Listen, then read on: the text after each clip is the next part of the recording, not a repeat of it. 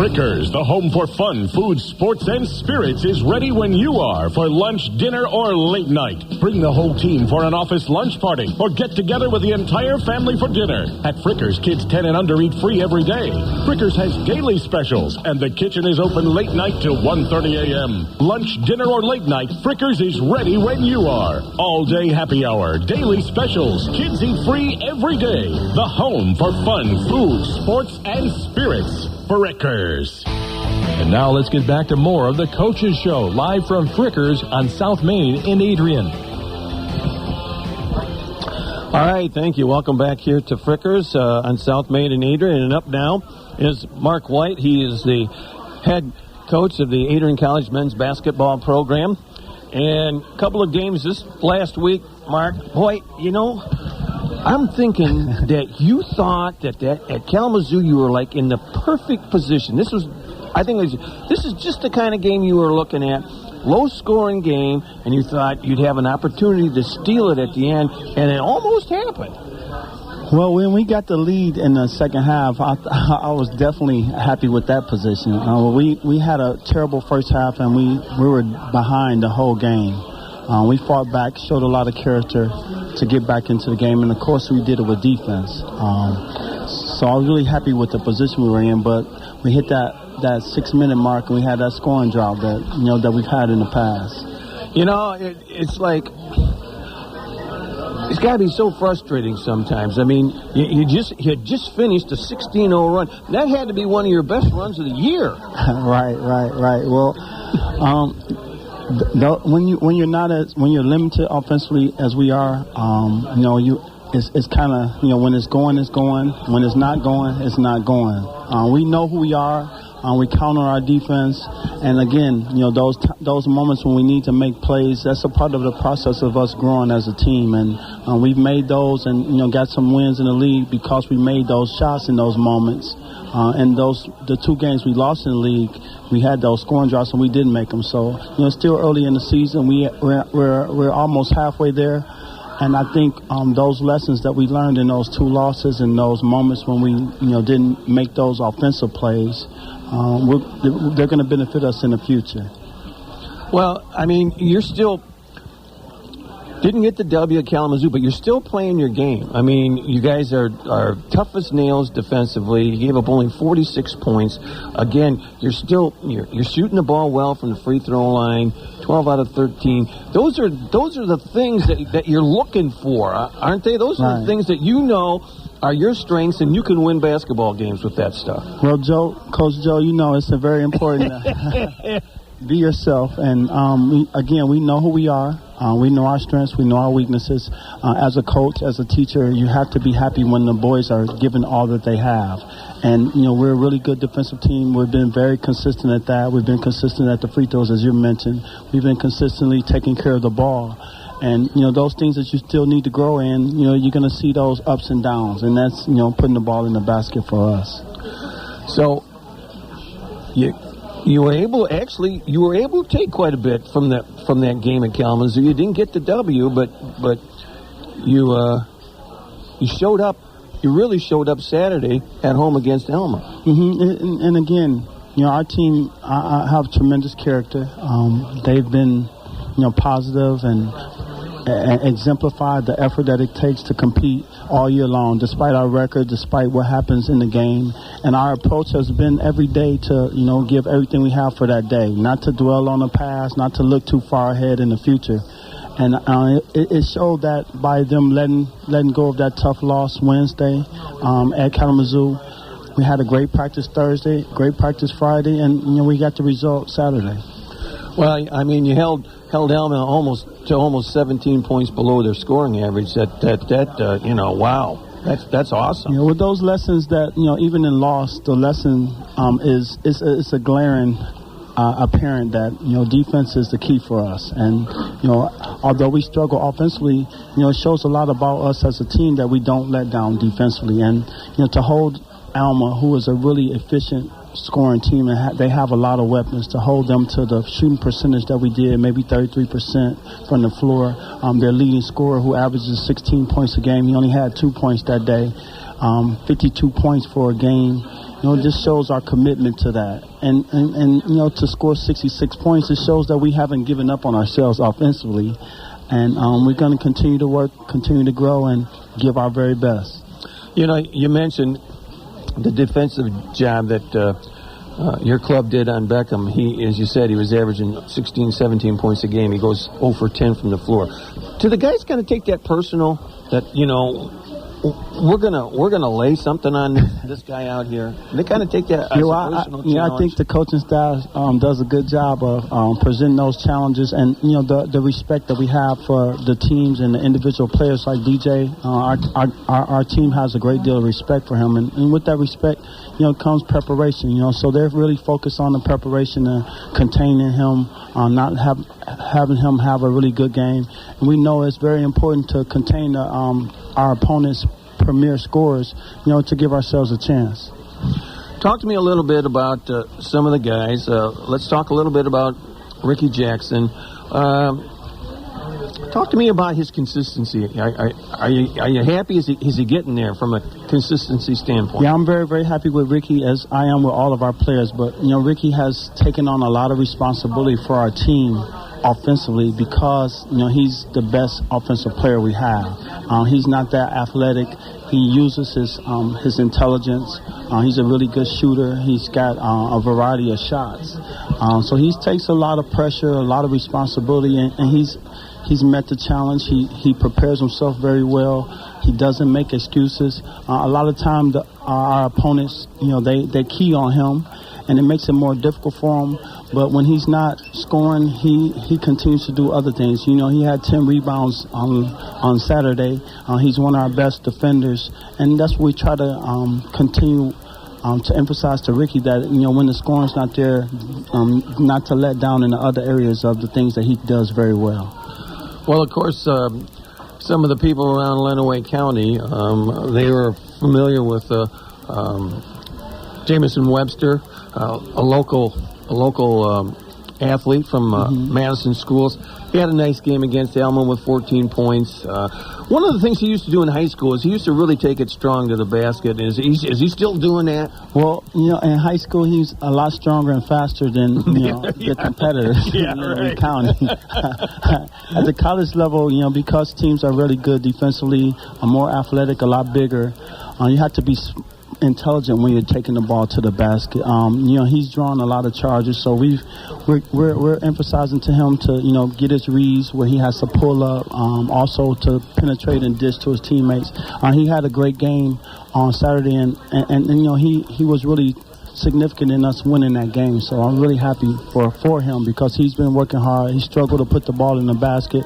He was 6 for 9 from the floor on Saturday, which is a tremendous percentage, and hopefully he can continue that, build on that. Well, like I said, and you guys are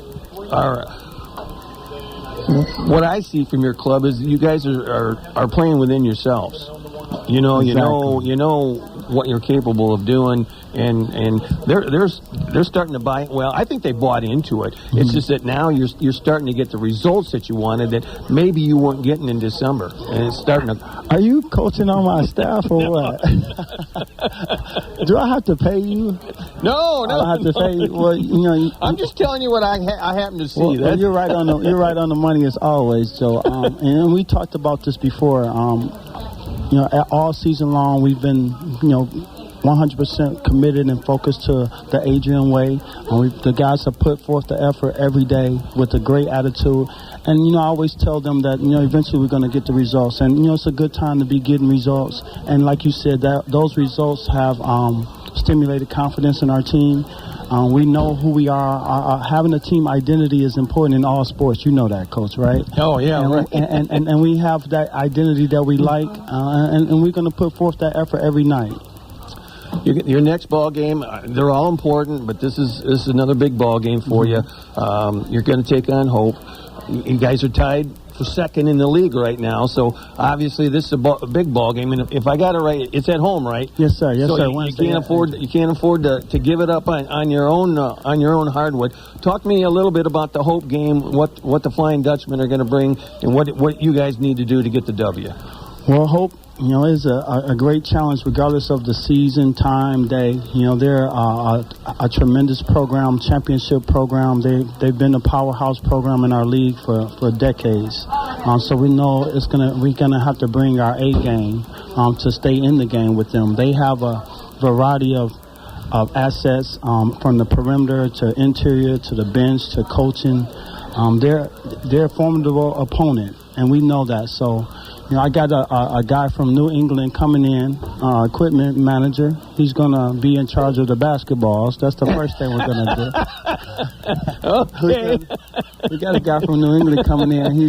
He's going to just deflate their balls. So. Hey, wait. I can't tell you. I don't want to testify to anything yet. But okay. We're going to give our very best to gain every advantage that we can. But we expect a great challenge. Well, it's always a great ball game. Is that going to be Saturday afternoon? What time is that ball game? We play. It's Wednesday night at 7:30. Wednesday night. Wednesday night at 7:30 at the Marriott and Adrian. So we expected a good crowd. Exciting game again. Hope it's going to be a great challenge, and I think our guys will rise to the occasion. Yeah, come on out and support the Adrian College basketball team as they take on Hope at 7:30 at as Coach White said, the Marriott Sport and Fitness Center. And Coach White, again, thanks for having us or talking with us here this week. We'll look forward to talking to you again next week. And best of luck. Things are moving in the right direction. You guys are getting the W's, or you're second in the league. So congratulations on that, and best of luck the rest of the way. Thank you very much, Joe. That's Mark White. He is the head coach of the Adrian College men's basketball team.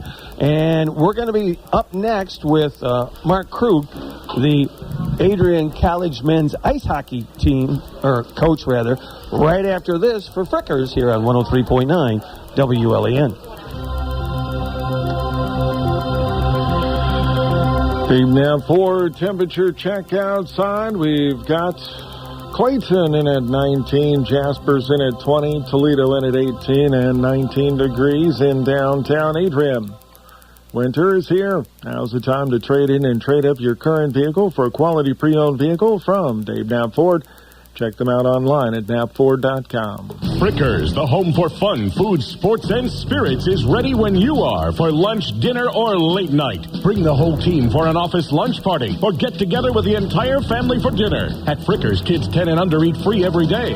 Frickers has daily specials, and the kitchen is open late night till 1:30 a.m. Lunch, dinner, or late night, Frickers is ready when you are. All day happy hour, daily specials, kids eat free every day. The home for fun, food, sports, and spirits. Frickers. And now let's get back to more of the Coaches Show, live from Frickers on South Main in Adrian. All right, back with Adam Krug. He is the head coach of the Adrian College men's ice hockey team. Adam, last week, first time we had a chance to talk, I feel really bad. I feel really bad. I asked you a question about, sometimes you run into a hot goaltender and he stonewalls you, and you just can't seem to get any traction on him. And oh my God, it happened. It happened. You're right. You jinxed us. I did. I did. Fortunately, I came back tonight. But you outshoot these guys 41-19, and you get shut out.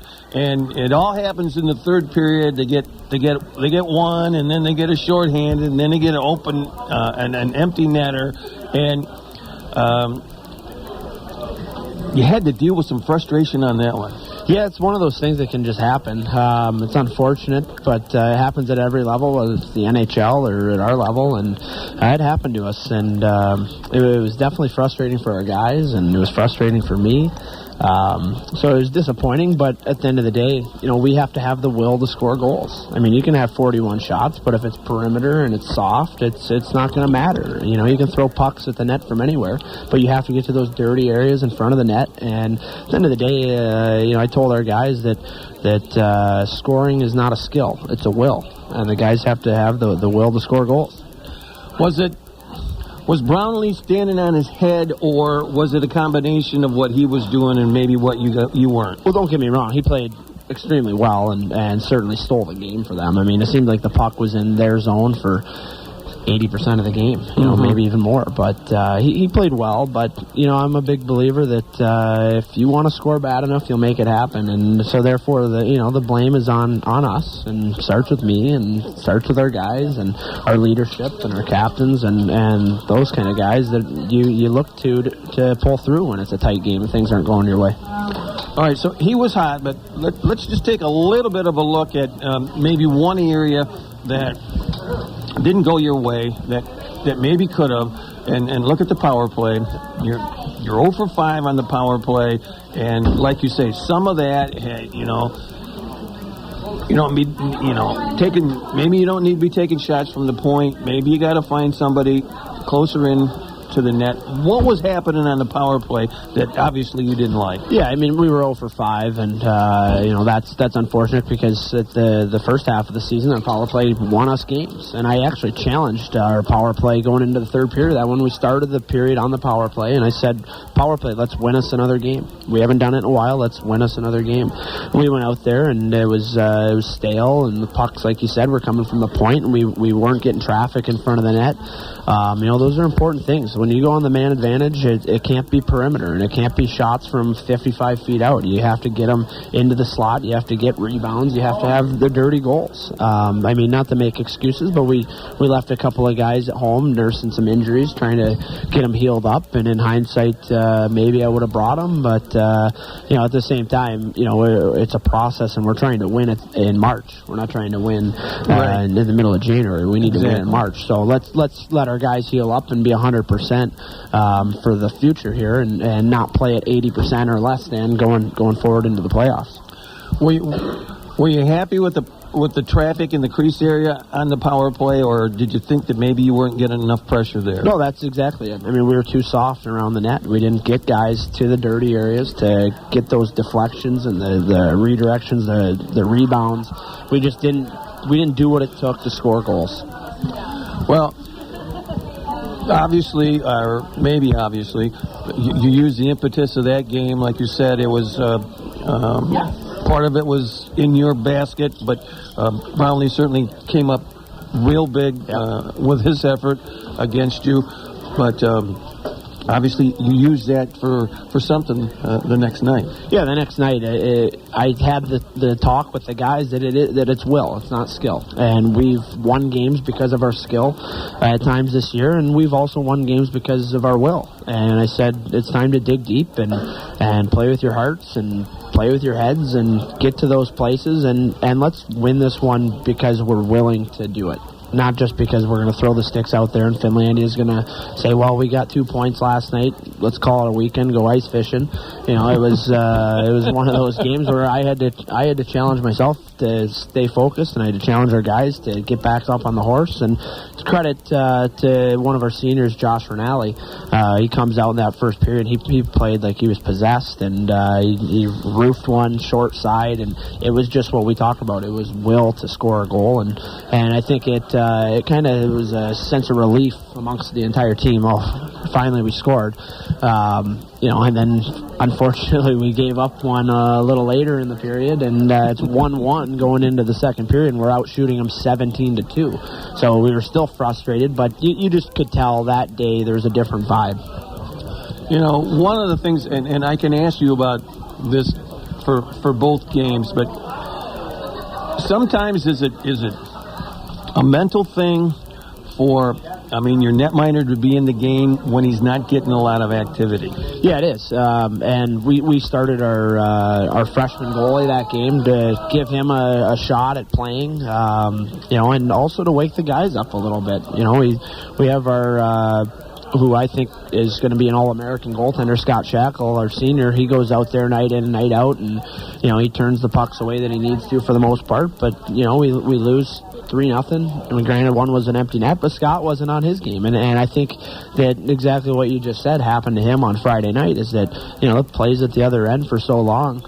And here they come, get a little bit of a break, and it's a shot from the outside that normally he handles with ease, and I just think it was one of those things where he's gripping his stick too, because he's not used to seeing us down at the other end not score a goal. So he's like, any save that or any puck that comes my way, I really have to bear down. And sometimes you squeeze it too tight. And then the next night we do have our freshman goalie in net, and I figured the guys would play harder and harder in front of him, and maybe because we have a freshman in net, and that happened. But at the same time, he fought it a little early. I mean, the first goal they scored, he would kill me if he heard me talk about it on the radio. But he went out behind the net to play the puck, and he mishandled it, and it went right out in front. They had an empty net tap in, so we're 10 minutes into the game, and it's 11-1 shots on goal, and we're tied 1-1. Yeah, it can get to be a little frustrating, and especially at the first ball or the first game, the pressure can build when you're going into the third period and there's no score, and you're not getting much action, and then and you're worried. I could, one shot and the game could be over. But talk to me about the second game. 3 power play goals. What happened that night that didn't happen the night before? Well, I think that once we scored the first one, the guys kind of took a deep breath and loosened up and said, okay, we do know how to score. And, I think when we get back on the power play out there in that game, guys had urgency to attack the net and attack the net from tight end. It wasn't the perimeter stuff. I mean, it's funny that I keep saying it, but it's about going to those areas where you're going to score a goal. There's not too many goals scored from outside the dots or up by the blue line unless there's traffic in front and it's deflections or rebounds. Yeah. So important. So obviously you had to be happy that you got 3 on the power play after getting Schneider the night before. So that was a big thing right there. Talk to me a little bit. You mentioned Rinaldi. 2 goals for him in the game. Good game from him. I got Brothers and Ballas with a goal and assist apiece. They had nice games as well. Yeah, they did. Kyle's been a really good offensive addition to the squad this year. Anytime he's on the ice, he can make something happen, and he's got silky, smooth hands, and he's not the most fleet of foot, but he gets to the areas, and when you have hockey players with hockey sense and good hockey IQ, they'll just get to those areas where the puck finds them. It's not even so much that he's going and digging it out of the corner. It's just he knows where to go and where to be at the right time, and then he can see the ice very well too. So he was seeing it, I think, a bit on Friday, but it was one of those things, even him, like he'd have chances and he'd want to make one extra move and not just bury the puck. The next night he was better with that kind of stuff, and there was more urgency from his end as well as everybody else, as we talked about. But Kyle has the potential, I guess, any game to be a game breaker. And then as far as Kevin Ballas is concerned, he's been a little bit hot and cold, a little streaky, and he's actually been in and out of the lineup at times this second half. And he's a senior, and he's one of the guys that needs to step up. And him and I have talked, and Coach Dovey's doing a good job, making sure that the mindset with him is good. And it's good to see him pitch in with a goal and an assist, because I think that he'd been fighting it. He'd been gripping the stick a little too tight, and I'm excited to see how he does this upcoming weekend. Can you use the 3-0 loss is kind of, because we talked about it before, as something later on, because we talked a little bit about it off air, where you get to playoff hockey, and sometimes the best team doesn't win when you're in a one and done. Now, is this something that you can use later on? Well, it is. I think that when you're looking at a one and done playoff situation, you're right. Sometimes the best team doesn't win, but when you get into those situations where you're behind, and you play in those tight games, those are the games you're going to face in the playoffs. And I think that the resiliency on Saturday and bouncing back, I think that's more of what you look at. It's not so much, let's remember we lost 3-0. Right. It's more, things weren't going our way. What got us back on track? Let's make sure that we're doing the things that get us back on track. All right, we're going to be back to wrap things up with Adam Krug right after this for Frickers here on 103.9 WLEN. Frickers, the home for fun, food, sports, and spirits, is ready when you are for lunch, dinner, or late night. Bring the whole team for an office lunch party or get together with the entire family for dinner. At Frickers, kids 10 and under eat free every day. Frickers has daily specials, and the kitchen is open late night till 1:30 a.m. Lunch, dinner, or late night, Frickers is ready when you are. All-day happy hour, daily specials, kids eat free every day. The home for fun, food, sports, and spirits. Frickers. And now let's get back to more of the Coaches Show, live from Frickers on South Main in Adrian. All right, back here at Frickers, we're kind of wrapping things up. We've only got a couple of minutes left, but it doesn't get any bigger than this. Adam, coming up this weekend at home. Yeah. Well, we got St. Norbert College coming to town. They've won 3 of the last 4 national championships, and they've been a thorn in our side. We've played them 5 times. All 5 times have been in their barn. We're 1-4 against them. Actually, not all. Yeah, I guess all 5 were with their rink. I thought maybe one time we played them in the. Actually, we did play them in the finals. In the NCAA championship, we lost to them. So we're 1-3 at their rink and 0-1 in neutral site, and that was the national championship game that I speak of. But this year, we get them in our rink. So the first time that we've had that home ice advantage, and hopefully the Arrington Ice Arena will be full, and the fans will be cheering us on and supporting, and hopefully put a little extra life in our guys' legs. Well, when are the games of Friday night and Saturday night? Yeah, Friday night, 7 o'clock, and then Saturday afternoon at 3 p.m. So a couple of great opportunities. Get out there and check it out, because like we said, it doesn't get any bigger than this. You guys are tied at the top. Yeah, we're tied up. We're 9-1-1 in conference, and so are they. So we're all tied up there as far as points are concerned. So whoever can get the majority of the points this weekend is going to set themselves up to potentially be the number 1 seed going into the playoffs. I mean, there's still a couple of series after this one, but there's nothing bigger than number 1 and 2 playing each other, and also for down the road. If we meet again in the playoffs, we'd love to be able to get that number 1 seed so we can have them back at our place, and as well as getting that number 1 seed in general, just so that you don't have to go through the middle of the pack. Mm-hmm. Absolutely.